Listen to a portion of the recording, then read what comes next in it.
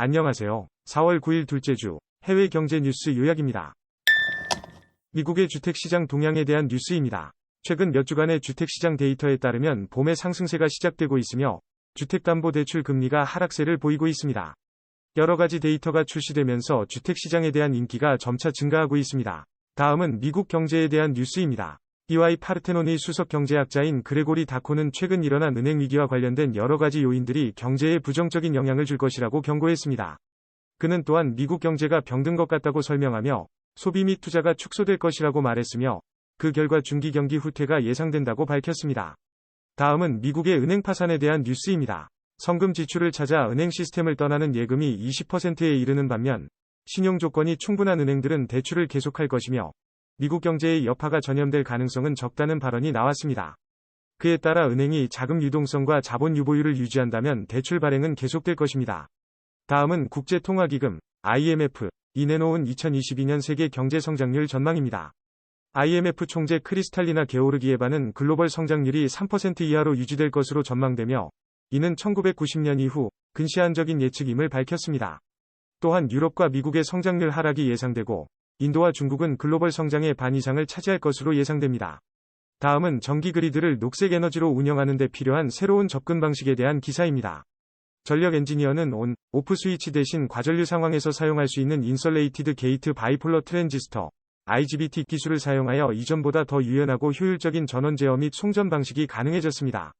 전기 그리드는 그것에 대한 접근 방식이 바뀌어야 하며 IGBT와 비슷한 기술들이 그것을 가능하게 할 것입니다.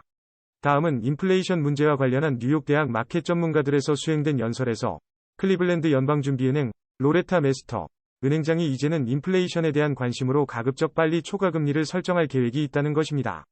미 연방준비은행 패드은 최근 기준금리 대상 범위 4.75%에서 5.00%로 0.25% 금리 인상을 했습니다. 다음은 월스트리트의 일부에서 경기 침체 가능성이 높아졌다며 새로운 경제지표와 지역은행 위기로부터 우려가 표출되고 있다는 뉴스입니다. JP모르간 분석가는 시장이 폭락 직전에 있는 상황이라고 밝혔으며 확신 없는 현 상황으로 보인다고 전망하고 있습니다. 앞으로의 심각한 추세도 전망된다고 합니다. 2월 잡 오프닝이 거의 2년 만에 하락하여 노동시장에서 연방준비제도 이사회 의장 제롬 파월을 비롯한 연방준비제도 관계자들이 추구하던 더 나은 균형점 방향으로 발전하는 것으로 나타났다. JOLTS 보고서는 월 말에 990만 개의 일자리가 있었으며 1월비 1060만 개와 같은 월에 비해 작아졌으며 작년 동월과 비교하면 1160만 개였다고 밝혔다. 다음은 미국 경제 전반에 충격을 끼칠 수 있는 학생 대출 절벽이 점점 가까워지고 있다는 뉴스입니다.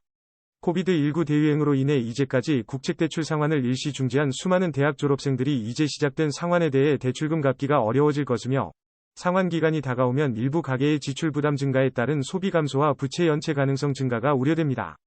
다음은 보팅크 오브 에멀리카의 6번째 연내 프로화석 분석에 따르면 이번 봄 경기는 분홍빛으로 칠해질 것 같습니다.